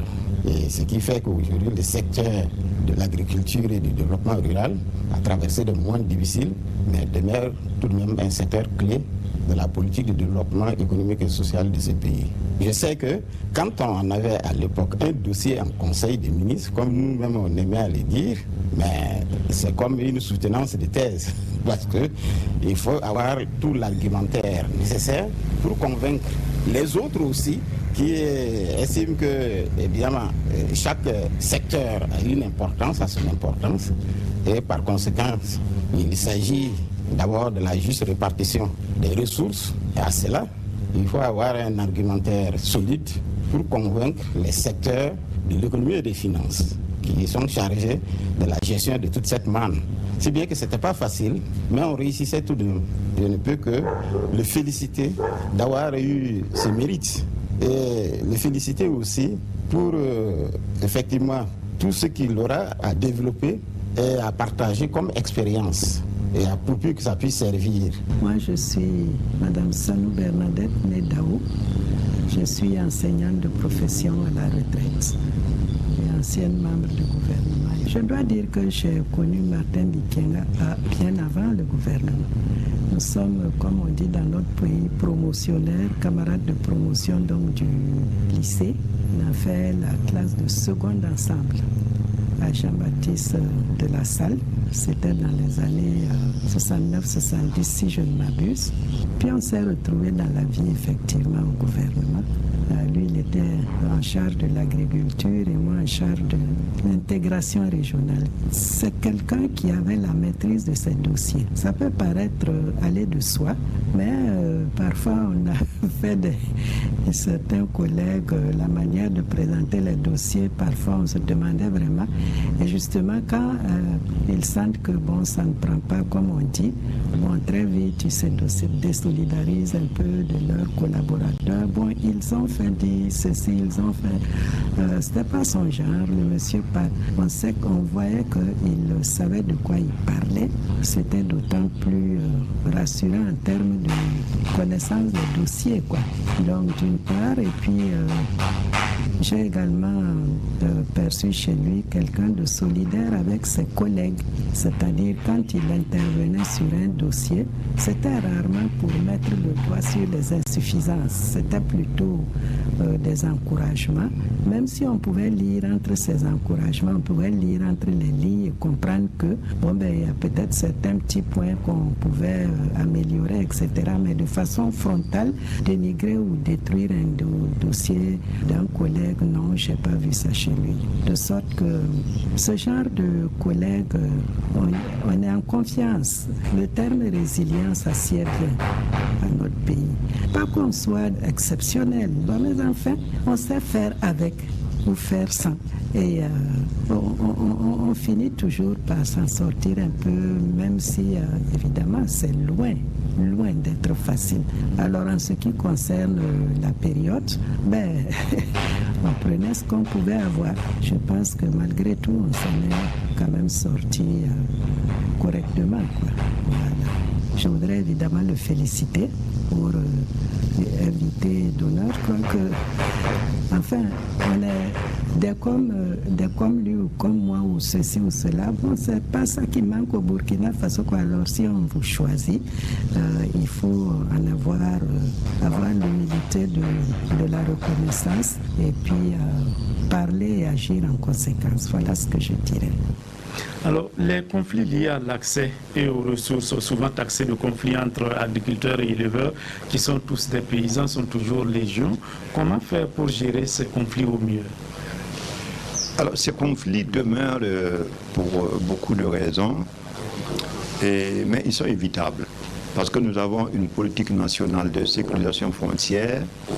Il importe que cette politique soit mise en œuvre de la façon la plus complète possible. Parce que cette politique prévoit une organisation du territoire de manière à ce qu'il y ait des espaces réservés aux agriculteurs et des espaces de couloirs de passage réservés aux éleveurs.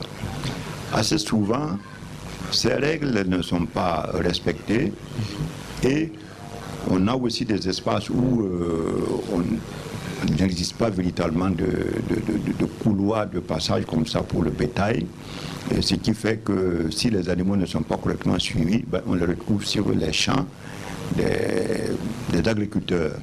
Quelquefois même c'est sciemment fait. Bon, ça veut dire quoi? Il faut que chaque producteur, qu'il soit agriculteur ou éleveur, soit quelqu'un de responsable.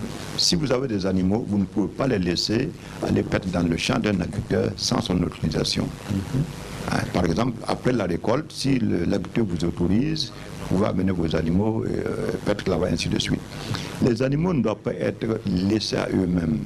Ils doivent se déplacer selon des couloirs bien précis, et si ça se fait dans les règles de l'art, ben, ça permettra d'éviter ce genre de conflit. Mais la politique nationale de sécurisation frontière permet de régler ce genre de problème.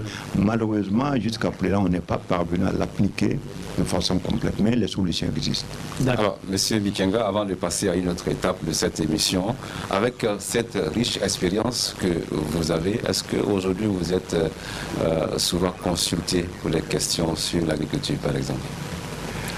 Je dois dire que oui, consulté par mon propre ministère, oui. Et parce que j'ai participé à des réunions Je pourrais en parler longuement, mais lorsqu'il y a eu quelques réflexions sur la mise en valeur des phosphates du Burkina Faso, j'ai été sollicité pour contribuer à la réflexion. Quand il y a eu des problèmes suffisamment graves, on en a toujours eu d'ailleurs, sur la dégradation des terres, j'ai été sollicité par le ministère de l'Agriculture pour continuer à l'élaboration d'une stratégie nationale de conservation et restauration des sols au Burkina Faso. Jusqu'à aujourd'hui, je continue d'être sollicité et j'ai conduit une importante étude sur l'élaboration de la politique nationale en matière d'agroécologie, pour le développement de l'agroécologie au Burkina. Et puis, si je reviens à mes premières responsabilités au niveau du projet phosphate, la dernière étude que j'ai eu à conduire avec une équipe de 7 consultants, c'était l'élaboration du plan stratégique de développement de la société d'exploitation des phosphates du Burkina, stratégie et plan d'action, accompagné d'un document de stratégie de marketing que nous avons élaboré pour la suite d'exploitation des phosphates du Burkina. On en reviendra au phosphate. Nous allons ouvrir une autre page de votre carrière, celle du comité permanent inter-État de lutte contre la sécheresse au Sahel, SILS. Dites-nous comment est-ce que vous êtes parvenu dans cette institution et de surcroît à être le secrétaire exécutif adjoint. En quelques minutes. En quelques mots, je dirais d'abord qu'après mes fonctions ministérielles, je n'ai pas eu l'avantage de retourner dans mon ministère d'origine et j'ai commencé à être consultant. Et dans ce cadre, j'ai passé un test à la FAO. J'ai été reçu. À la FAO, je travaillais au programme spécial de sécurité alimentaire, un programme de la FAO au Burkina. Mais j'avais aussi passé un test au SILS, dont je n'avais pas le résultat. J'ai commencé à travailler à la FAO et plusieurs mois après, le SILS m'a appelé pour commencer. Donc c'était un choix cornélien, rester à la FAO ou aller au SILS. Mais j'ai choisi d'aller au SILS pour d'autres raisons. Parce que ce poste, c'était un poste de coordonnateur des programmes majeurs politiques. Et ça me donnait une grande responsabilité. Et c'était un poste prestigieux pour mon pays. Sinon, sur le plan salarial, je ne gagnais pas mieux au SILS qu'à la FAO. C'était pratiquement la même chose. Mais j'ai voulu qu'à travers ce poste-là, je puisse servir davantage mon pays. Voilà comment je suis arrivé. Et au SILS, j'ai été donc coordinateur de programmes majeurs politiques. Mais le SILS est passé par une restructuration. On a supprimé tous les programmes. À la suite d'une évaluation décennale, on a vu que les programmes tels qu'ils existaient au SILS, ça ne fonctionnait pas bien. On a fait une réorganisation qui a donné une nouvelle structure au SILS. Et à l'occasion, tout le monde a été licencié, à l'exception du secrétaire exécutif et du contrôleur interne. Ayant été licencié comme tout le monde, j'ai dû compétir par la suite, parce que pendant la réforme, il a été jugé nécessaire de créer le poste de secrétaire exécutif adjoint. Pourquoi? Parce que le secrétaire exécutif était quelqu'un de très mobile et avait du mal à coordonner l'ensemble de l'institution. Donc il fallait quelqu'un pour jouer ce rôle. Bon, moi j'ai eu l'avantage de suivre de très près les travaux de la réforme organisationnelle du SILS. Donc j'ai mieux compris que d'autres camarades l'importance de ce poste-là. Quand ça a été ouvert, c'était un poste interétatique. À l'époque, le SILS, c'était 9 États membres. Donc c'était ouvert à l'ensemble des 9 États membres. Moi j'ai compétit, j'ai été présélectionné par un comité de sélection. Et maintenant c'est le Conseil des ministres qui devait prendre la décision. C'était à Praia, en janvier 2005. Et avant que le Conseil des ministres ait lieu, moi j'ai obtenu l'appui politique de mon pays. J'étais le seul candidat soutenu par le gouvernement. Et pendant le Conseil des ministres, la décision a été prise que je serais le secrétaire exécutif adjoint. Voilà comment j'ai été nommé secrétaire exécutif adjoint en 2005. Ensuite, j'ai poursuivi, j'ai fait un premier mandat de 3 ans jusqu'en 2008. Mon travail a été jugé satisfaisant, j'ai eu l'avantage de poursuivre dans un deuxième mandat jusqu'en 2011. Là également, c'était une longévité. J'y arrive. Oui, bon. 2 mandats. Oui, 2 mandats. Bon, mais on n'obtient pas ça de façon automatique, puisque vous êtes évalué avant qu'on vous donne un second mandat. D'accord. Mais pensez-vous que les objectifs tant recherchés au SILS sont atteints aujourd'hui? Non, ils sont loin d'être atteints parce que ce que recherche le SILS, c'est quoi? C'est la sécurité alimentaire et nutritionnelle pour l'ensemble de ses États membres. Et également le rétablissement de l'équilibre écologique, puisque l'équilibre écologique dans les pays du Sahel a été rompu depuis les années 70. C'est-à-dire que depuis la grande sécheresse. Et après cela, les changements climatiques ont continué à se manifester. Donc le SILS s'occupe de tous ces aspects-là à la date d'aujourd'hui. C'est vrai qu'il y a des progrès qui ont été faits, mais on ne peut pas dire que tous les objectifs ont été atteints. Non, le SILS a encore du chemin à faire, et surtout qu'il y a 4 pays qui sont venus s'ajouter. Donc le SILS a grandi. D'ailleurs, le SILS, c'est une organisation sahélienne, mais à vocation ouest-africaine. Le SILS travaille pour l'ensemble des pays de l'Afrique de l'Ouest.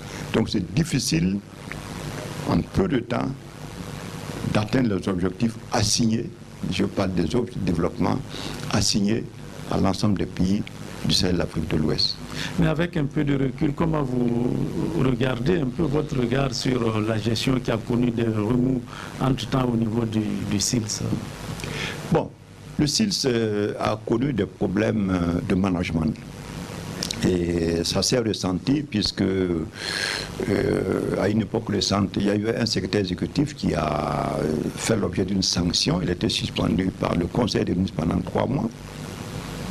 Et il a été remplacé momentanément par un Burkinabé.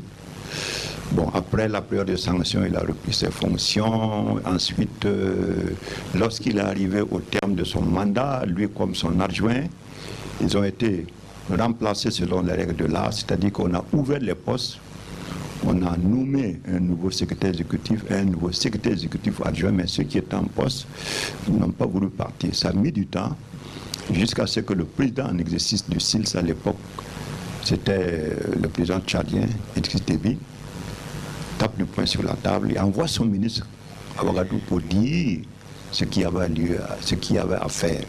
Et ce ministre, quand il est arrivé, il a dit: je suis venu pour installer le nouveau secrétaire exécutif et son adjoint. C'est ce qu'il a fait.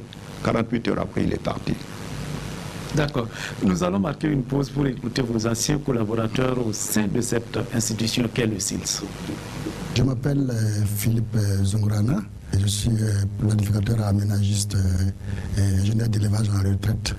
Et donc, j'ai travaillé pendant plusieurs années avec monsieur le ministre Bikenga.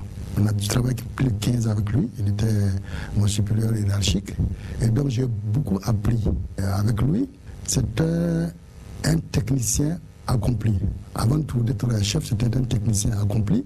Il était rigoureux dans la gouvernance de l'institution, puisqu'il a occupé même le poste de secrétaire exécutif adjoint du SILS à l'époque. Et donc, quand on travaille avec lui, on est rassuré. Tous les dossiers, même les dossiers complexes, il accompagne les gens, il vous conseille, vous guide pour qu'on puisse trouver une solution à tous ces problèmes-là. Vraiment, c'est un homme exceptionnel au plan professionnel, qui connaît aussi les problématiques de la sous-région au Sahel, ce qui concerne l'insécurité alimentaire, la gestion des ressources naturelles, la dégradation des terres, etc. Au plan humain, je disais que malgré ses compétences, malgré son, si je peux le dire, son aura, c'est quelqu'un qui est très humble. Vous pouvez être fâché, arriver dans son bureau, vous allez le sortir calme. Parce que c'est un homme qui a une grande capacité d'écoute et qui est positif tout, qui accompagne ses collaborateurs et à aller de l'avant. C'est un homme de consensus, on ne peut pas se plaindre avec lui. Moi, en tout cas, je ne peux pas me plaindre avec lui. C'est l'opinion partagée, je peux le confirmer, l'opinion partagée avec beaucoup de collègues experts. C'est un homme de travail, qui est en train de travailler, alors que quand nous, les dossiers s'accumulent à notre niveau, bon, souvent on ne sait pas par où commencer, mais lui, on sentait vraiment que c'était un homme qui maîtrisait ses dossiers. Et sans oublier, c'est un écrivain aussi. Moi, je me demandais comment il fait avec cette charge-là, comment il fait pour avoir le temps pour pouvoir écrire. Et donc, c'est probablement parce qu'il était organisé, même s'il était passionné, il était vraiment quelqu'un qui était organisé. Vous savez, il a participé au niveau de l'institution à des réformes majeures. En 2014, déjà, il y avait la première institution du CILS qui s'est passée je pense que c'est en Mauritanie, en Nouakchott. Et ensuite, après, il y a eu des réformes. Vous savez que pour les institutions telles envergure comme le CILS, qui a plus de 50 ans actuellement, ces réformes-là, c'est pas du tout facile, parce qu'il y a beaucoup de choses qu'il faut prendre en compte. Et après son départ, ceux qui l'ont remplacé ont continué le travail. Un message de reconnaissance et de remerciement. Merci, monsieur le ministre Bikenga, j'ai beaucoup appris avec vous. Et je ne peux que vous remercier pour ça. Je suis vraiment un homme comblé de vous avoir connu et d'avoir travaillé à vos côtés. Et que je souhaite que je prie Dieu pour que le bon Dieu puisse vous garder le plus longtemps parmi nous, pour que nous puissions encore peut-être se croiser sur d'autres chantiers, on n'en sait jamais. Je m'appelle Ilboudo Saga Pascal et je suis ingénieur agronome. J'étais au ministère de l'Agriculture, j'y ai travaillé pendant 35 ans et depuis 8 ans je suis à la retraite. Un ami, mais beaucoup plus aussi un collaborateur. Il m'a fait confiance. Et je devais travailler pour mériter aussi sa confiance. Vraiment, c'est un patron. J'ai été son collaborateur, j'ai beaucoup appris auprès de lui, parce que c'est un monsieur qui est très méticuleux, très ordonné, beaucoup travailleur. Il faut toujours beaucoup apprendre avec lui. Alors, au ministère, j'étais dans un projet quand il m'a invité à être son directeur des études de la planification d'abord. C'était en 1996, et ensuite son secrétaire général lorsqu'il était ministre. Et lorsque vous arrivez dans son bureau, vous voyez tous les dossiers sont bien classés, numérotés, et en tant que secrétaire général, j'ai dû apprendre beaucoup avec lui pour pouvoir aussi diriger le ministère à ses côtés. Donc vraiment c'est quelqu'un avec qui, lorsqu'on travaille, il n'arrête pas, il n'hésite pas du tout à vous conseiller, à vous apprendre. Il ne s'est jamais fâché contre son collaborateur, mais il fait toujours des observations pour pouvoir vous améliorer.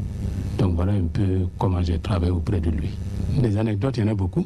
D'abord, quand j'étais directeur des études de la planification et lui, il était secrétaire général, nous travaillions avec aussi un ministre qui était énormément sur le terrain. C'était le ministre Koutaba, paix à son âme. Nous n'avions pas d'heure de travail. Et je me souviens que lorsque on nous demande un document, on nous a demandé un document notamment en 1997, il fallait vraiment travailler d'arrache-pied pour l'avoir. On s'y est mis, malgré que lui il était mon patron, on s'y est mis vraiment ensemble pour pouvoir relever des défis. Donc c'est toujours du côté du travail. Vraiment, il vous accompagne, il vous soutient. Même lorsque vous êtes un peu découragé, et il vous rend toujours optimiste. Vous venez devant lui un peu pessimiste, et à la sortie de son bureau, vous êtes optimiste et vous continuez le travail. Mais je crois que le dossier qui a tenu énormément dans son cas, c'est le dossier sur la fertilisation des sols au Burkina Faso. Parce que le Burkina Faso, comme nous sommes un pays tropical et sec, les terrains sont latéritiques et très pauvres en nutriments pour les plantes.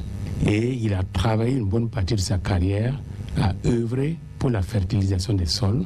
Donc, à travers d'abord l'incorporation du phosphate dans les sols, il a fait beaucoup de publications scientifiques là-dessus. Il a dirigé le domaine du phosphate. Il a même conçu, monté un projet pour l'unité de fertilisation que je crois actuellement il y a à couper là pour la formulation des engrais pour le Burkina Faso. Donc voilà vraiment un dossier. Je crois que si ce dossier-là a abouti, il en a beaucoup contribué.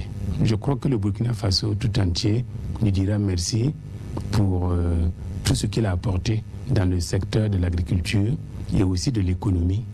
Et il continue toujours de le faire parce que malgré son âge relativement avancé, il est toujours au front dans les études et les réflexions.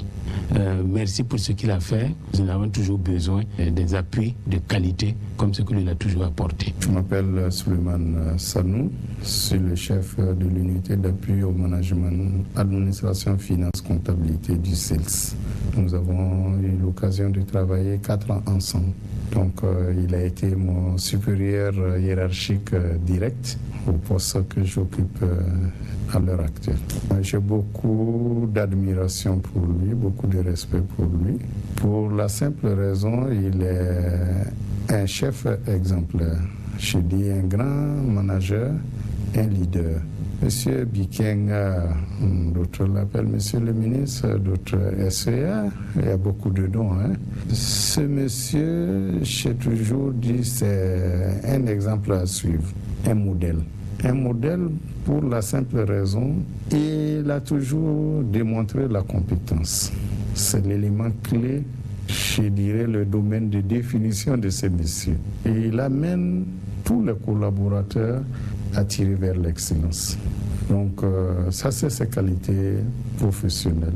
Il a un sang-froid, une maîtrise de soi qui est la plus grande force d'un homme. Mais ce qui me plaisait chez lui, il vous met la pression sans vous bousculer. Je vais vous donner une anecdote.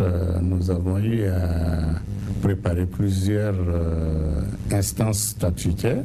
Les instances statutaires du CILS, c'est les réunions techniques, le Conseil des ministres, la conférence des chefs d'État. Mais quand il sent que vous êtes un peu en retard, un petit bonjour en passant devant votre porte et vous demande ça nous comment ça avance. Vous allez dire ah oui, ça avance.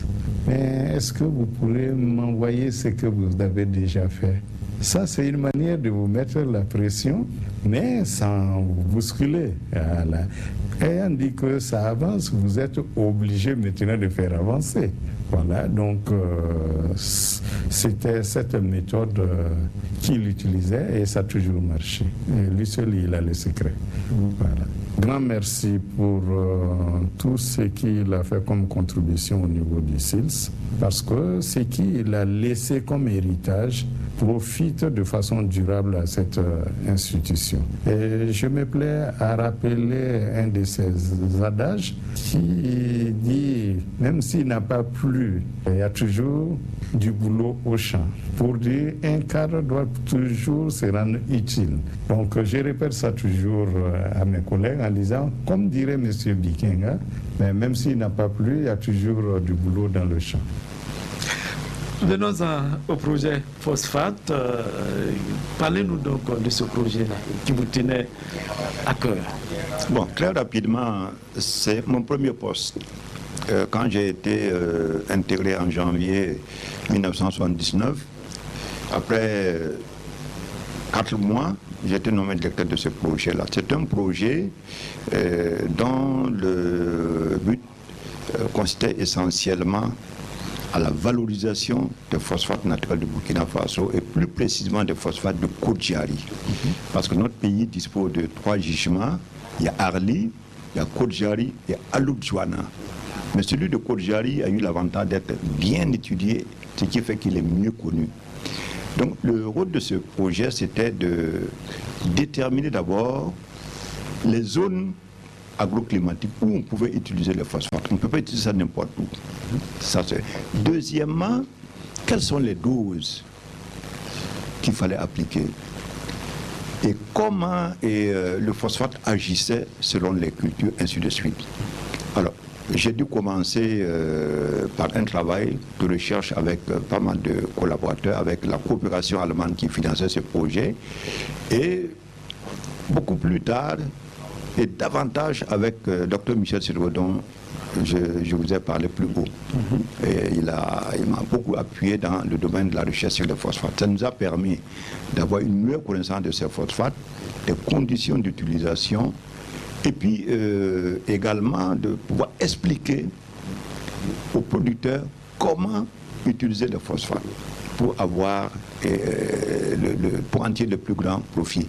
Alors il faut savoir que l'utilisation des phosphates au Burkina Faso, c'est indispensable nous avons l'habitude de dire et de rappeler que le premier facteur limitant dans ce pays-là pour nos sols en matière de fertilité, c'est le phosphore. Si on ne règle pas cette question, quels que soient les types d'engrais que vous allez apporter, ça ne résoudra pas grand problème. Donc il faut d'abord corriger le manque de phosphore dans le sol avant de poursuivre dans les autres actions de fertilisation des sols. C'est pour cela que l'utilisation des phosphates c'était tellement important. Mais également, si on ne corrige pas cette carence-là, il va sans dire que bon, pendant des années, on va continuer à travailler, mais véritablement, la production agricole ne va pas avancer. Au-delà même de ces travaux sur le plan agronomique, j'ai eu l'avantage d'aller aux États-Unis pour travailler sur la transformation des phosphates de Khoudjari en engrais. On peut transformer ces phosphates pour en faire ce qu'on appelle des phosphates améliorés et granulés. La granulation permet un usage plus facile parce que le phosphate naturel il est pulvérulent. C'était un facteur limitant à l'utilisation du phosphate sur le terrain. Nos paysans sont habitués à l'engrais granulé, mais si on leur donne un engrais en poudre, pour nous c'est un amendement, comme nous avons l'habitude de le dire sur le plan agronomique. Donc qu'il soit en poudre, ça ne pose pas de problème. Mais le paysan, ce que lui veut, un, c'est d'avoir quelque chose qui est facile à épandre. Deux, c'est un résultat immédiat. Le phosphate naturel avait des difficultés de ce côté. Premièrement, il n'agit pas forcément sur la première année. C'est pour ça que nous disons il faut mettre des quantités énormes, comme on met le fumier. Et année après année, il va agir et vous allez voir que la production agricole va fondamentalement changer. Deuxièmement, bon, la forme pulvérulente là fait que l'épandage est difficile, mais comme je vous l'ai dit, la transformation en phosphate amélioré permet de faire la granulation et puis l'épandage est plus facile. Tout ça là, ça préparait à l'installation d'une usine d'engrais au Burkina Faso à partir des phosphates naturels de Khoudjari. Est-ce que les résultats auxquels vous êtes parvenus sont aujourd'hui satisfaisants? Non, je dois dire que c'est satisfaisant. Ce n'est pas de l'autosatisfaction pour moi, c'était prouvé sur le plan scientifique, mais également sur le plan économique. C'est pour cela qu'en écrivant mon livre sur le phosphate naturel de Burkina Faso, j'ai mis l'accent là-dessus. C'est vrai que j'ai commencé par caractériser ces phosphates, mais j'ai démontré l'intérêt et d'abord l'efficacité agronomique à travers ce que moi j'ai fait, à travers ce que le docteur Sédogo a fait et d'autres chercheurs ont fait. Et j'ai aussi calculé l'intérêt économique. Ça veut dire que, à mon avis, tous les aspects avaient été pris en considération. On peut dire que c'est des résultats satisfaisants. Malheureusement, bon, ça ne s'est pas poursuivi, mais il y a une base à partir de laquelle on peut construire une véritable industrie des engrais au Burkina Faso. D'accord. Alors aujourd'hui, l'usine de phosphate est implantée à Koupéla dans le 113. Quel est votre point là-dessus, votre avis là-dessus? Quand on sait que ça fait quand même... Non, je pense que c'est une usine qui a sa raison d'être. Alors ce qu'il faut comprendre, c'est que l'usine qui est installée à Koupéla, c'est ce qu'on appelle une unité de mélange en vrac. C'est-à-dire on reçoit les engrais simples, on les mélange et puis on les met à la disposition des utilisateurs. Ce n'est pas de la fabrication. Hein. Vous savez, dans l'étude à laquelle j'ai participé en 2013 et dont je vous ai parlé plus haut, il était question d'installation d'une usine d'engrais à partir de phosphate de Khoudjari. Le schéma industriel qui était proposé est que on puisse transformer ces phosphates-là, donc les granuler, et utiliser ces phosphates-là, améliorés et granulés-là, comme engrais simple et compléter les autres engrais importés pour pouvoir faire le mélange en vrac. Mais là aussi, Et l'unité d'installation dans le chemin industriel que nous avions proposé, c'était Coupéla. Coupéla ça présentait beaucoup d'intérêt parce que pour la fabrication, Coupéla est facilement relié au port de Lomé. Il y a une source d'énergie, il y a de l'eau et c'était plus facile d'installer l'usine à Coupéla. Par contre, à Diapaga, où il y a le gisement de phosphate, à l'époque, on avait des problèmes d'énergie. Donc, pour développer une industrie là-bas, c'était difficile. Bon, l'inconvénient, c'est qu'il fallait maintenant transporter les phosphates plus jusqu'à Coupéla, mais c'était le moindre mal. Mais une fois qu'on était rendu à Coupéla, c'était quelque chose de bien. Donc, ce que nous avons actuellement, ça permet de régler en grande partie les besoins en engrais de notre pays parce que c'est une unité qui a beaucoup de capacités. D'ailleurs, la société vient de bénéficier d'un prêt de la BOAD de près de 15 milliards de francs CFA. Ça veut dire que les choses vont fondamentalement changer en matière d'approvisionnement de notre pays en engrais. D'accord. Merci de nous suivre sur Radio Burkina et ses radios partenaires. La suite de cette émission, M. Issa Martin Bikenga, vous êtes également membre de l'Académie nationale des sciences et des arts. Présentez-nous brièvement cette structure. Alors, l'Académie nationale des sciences, des arts et des lettres, on n'en parle pas suffisamment. Or que c'est une institution de l'État. Notre rôle, c'est quoi? C'est de voir comment faire contribuer la science au développement de notre pays, parce qu'on en a besoin. Comment faire en sorte que la science contribue au développement de notre pays, mobiliser les savoirs au service de notre pays.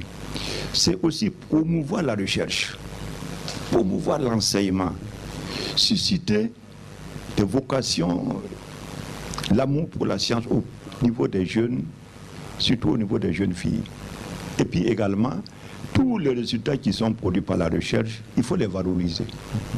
C'est ce que nous sommes appelés à faire.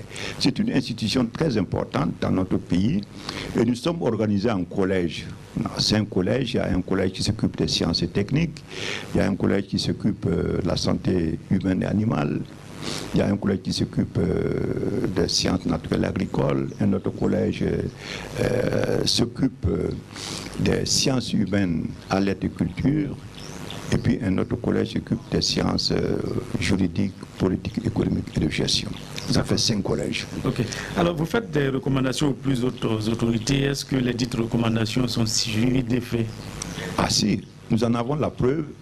Et la plus importante, on venait de parler du programme présidentiel. Bon, avant qu'il y ait ce programme, il est bon de savoir que l'Académie nationale des sciences, des arts et des lettres, à la demande du chef de l'État, a mené une réflexion sur la sécurité alimentaire des populations dans les zones à fort défi sécuritaire. Nous avons produit ce document. Le chef de l'État nous a donné l'avantage de venir le voir et expliquer le contenu de nos propositions. Dans nos propositions, on a fait une répartition court terme, moyen terme et long terme.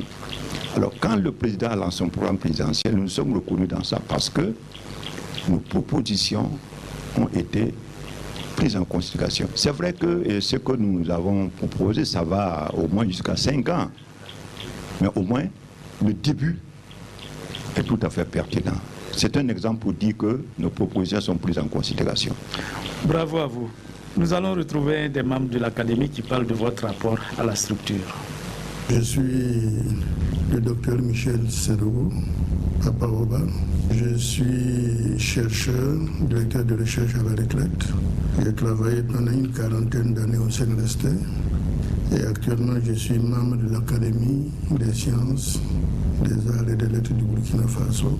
Nous nous donnons comme objectif de contribuer au développement socio-économique du pays à travers la science, des arts et des lettres. Martin et moi, nous sommes tous des agronomes. Lui, il est agroéconomiste et moi, je suis agronome sciences du sol. Et lui, il est au sein du collège, c'est lui qui est un peu l'économiste de notre groupe chargé des questions agricoles. L'impact beaucoup parce que moi, je suis un chercheur pur, c'est-à-dire que j'ai commencé ma carrière à la recherche, j'ai terminé à la recherche, je n'ai pas fait de développement. Martin a fait le développement rural. Donc il a eu une ouverture sur le développement agricole. Autant nous chercheurs, on est très pointus sur nos questions, autant lui, il ratisse large. Et je pense que cette ouverture d'esprit lui permet de nous éclairer souvent sur certaines dimensions des problèmes de développement agricole de notre pays. Et puis il est très volontaire. Quand il y a une réflexion à mener, il n'hésite pas à apporter sa contribution à la réflexion et généralement ses avis sont bien appréciés. Ce qui me tient à cœur, c'est que je l'apprécie beaucoup, je l'encourage beaucoup. Je souhaite vraiment qu'il puisse garder cette ouverture d'esprit qu'il a envers les gens. Mais je souhaite aussi qu'il puisse penser à lui-même, réserver, nous sommes quand même d'un certain âge, utiliser son temps pour se reposer, se ressourcer. Et je pense que ça fera du bien. On ne vit pas deux fois. Donc de ce point de vue, je pense qu'il doit lever un peu le pied et puis vraiment penser à lui. Globalement. Nous allons à présent donc solliciter vos brèves opinions rapidement, en 15 secondes, la lutte contre le terrorisme. Bien, la lutte contre le terrorisme, c'est quelque chose auquel notre pays ne peut pas échapper, vu que nous sommes dans l'insécurité. Mais ce qu'il faut souligner surtout, c'est qu'on a des résultats sur le terrain. Les résultats sont probants. Et rien qu'à voir le nombre de populations, des personnes déplacées qui sont retournées à leur lieu d'origine, ça c'est une preuve que les résultats sont là. La réouverture des écoles et des centres de formation sanitaire, tout ça c'est autant de preuves qui montrent qu'il y a des résultats qui sont obtenus sur le terrain. Donc c'est essentiel, c'est une longue lutte. Une lutte de longue haleine, ça va nous amener pendant encore un certain temps, mais on progresse. D'accord. La question donc des crimes économiques. Alors les crimes économiques ont fragilisé notre pays. Ce qui est arrivé souvent, c'est quoi? C'est que des personnes, à leur niveau, opèrent des détournements importants. Ce n'est pas des simples millions. Quelquefois, ça portait sur des milliards. Alors ça fragilise notre économie, ça discrédite notre pays. Parce qu'un pays qui laisse passer de telles choses ou se pratique de telles choses perd automatiquement sa crédibilité. Un investisseur étranger ne viendra pas mettre son argent dans un tel contexte. D'accord. La réconciliation nationale. Bien. Elle est, à mon avis, elle est nécessaire. Nous devons nous réconcilier entre nous-mêmes. Ce n'est pas simple. Parce que ça doit se faire d'abord dans les cœurs.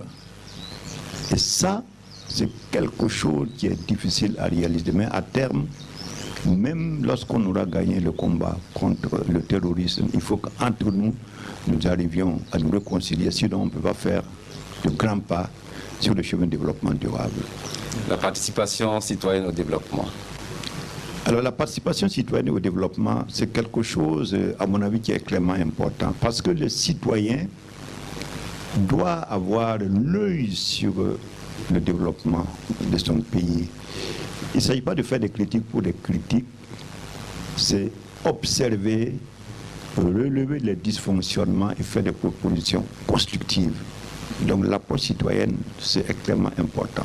D'accord. Alors, vos brefs souvenirs sur la sécheresse de 1973?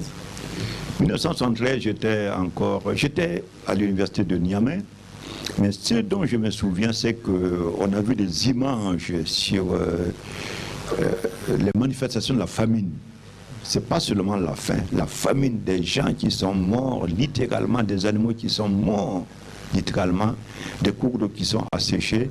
Et ça a été très touchant. Et c'est ça qui a conduit à la création du SILS en 1973. Le ballotage de 1978. Le ballotage de 1978. Bon, à l'époque, j'étais étudiant. Je ne peux pas dire que j'ai suivi ça de très près. Je ne peux pas en parler avec beaucoup de précision, mais étant à l'étranger, j'étais en Allemagne à l'époque, j'étais très surpris qu'un président en exercice n'arrive pas à reconquérir son mandat. était mise en ballottage par quelqu'un qu'on n'attendait pas. Bon, c'est aussi l'expression de la démocratie de notre pays. D'accord. Alors, le 4 août 1983. Bon, là, j'étais au Burkina Faso. Ce dont je me souviens avec précision, la nuit du 4 août, bon, nous avons suivi à la radio, à la télé, les déclarations de président Thomas Sankara à l'époque, et qui annonçait bien entendu l'avènement de la révolution, la création des CDR, ainsi de suite. On a compris dès lors qu'il y aurait un changement fondamental dans notre pays. Bon, le lendemain d'ailleurs, moi j'ai fait un tour au bureau comme ça, par curiosité, voir ce qui se passe. Bon, il n'y avait bien entendu personne. Et au retour, je suis passé à côté d'un char et un soldat m'a interpellé, du grand frère. Bon, il a regardé par le hublot, j'ai reconnu un petit frère, qui m'a dit, bon, manifestement, il avait besoin de manger, donc je lui ai donné 1000 francs et puis j'ai continué. Le 15 octobre 1987. Bon, là, j'étais à Banfora et nous avons appris ça dans l'après-midi. Tout le monde était choqué. Et je dois dire qu'on a pratiquement arrêté l'activité au niveau de l'usine. Les gens sont rentrés chez eux. On a dit qu'il faut rentrer parce qu'on ne sait pas ce qui va se passer. La mort du président Thomas Sankara, ça présage des lendemains difficiles pour notre pays. Et automatiquement, on a libéré le personnel, à l'exception de ceux qui travaillent à l'usine, puisque l'usine fonctionne à feu continu. Alors, le 30 et 31 octobre 2014. Bon, ça aussi, j'ai pu suivre de très près. Le 30 octobre 2014, j'étais au SILS, j'étais au bureau, puisque je suis revenu au SILS comme consultant. Et de ma fenêtre, je voyais l'incendie au niveau de l'Assemblée nationale. J'ai dit, bon, là, les choses vont se compliquer. Ça, c'était Donc, je suis rentré à la maison et en rentrant, j'ai vu que beaucoup de personnes aussi rejoignaient leur domicile. Le 31 encore, je suis revenu. De mon bureau, ma fenêtre donnait sur Kosiam. Et j'ai vu l'aliment des chars et tout ça. Et j'ai vu que le président s'apprêtait à quitter le pays, le président Blaise Compaoré. Et quelques temps après, j'ai vu qu'il y a eu un déferlement des véhicules en direction de Kombisli. Et c'est de là-bas que, on a appris par la radio. Quelqu'un l'a annoncé, dit à lui, il a vu le président Compaoré, il est en train de quitter le pays. On lui a dit c'est faux, il dit donc je l'ai vu, je le connais, c'est bien lui. Voilà. Et c'était exact. Voilà, Monsieur Bikenga, nous sommes presque à la fin de cette émission, pour ne pas dire que c'est fini. Mais avant de se quitter, nous allons vous permettre de remercier les auditeurs qui ont pris du plaisir à vous écouter en langue morée.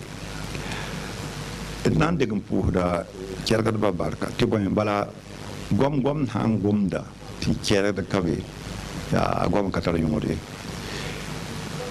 yam wa ton dunna ma kawanda ton yuru baliye data meti ton me heyi buminga ton me hentum pubninga ma ni bosko bange la brique ti won bamme ta kenre ton tiram ti e de vima sama la fa ya hana irin tinga yinere ya tinga songre il y a rien qui était ton capitaine pour y embarquer siècle pour la barque la le pour de kiala ka ba me voilà son moto wa ton tiera meti wusu me nan to ngo ba ne kamba wala nan de ka on to son tare ton me hinya ton me hen tum men ning Burkina Faso yuringa.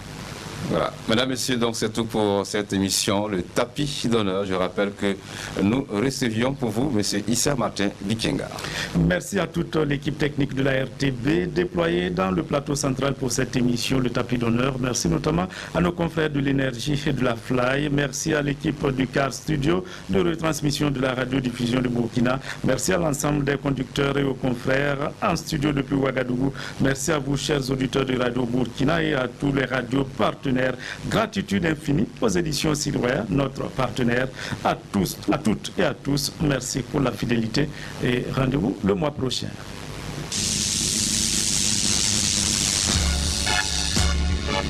Le tapis d'honneur.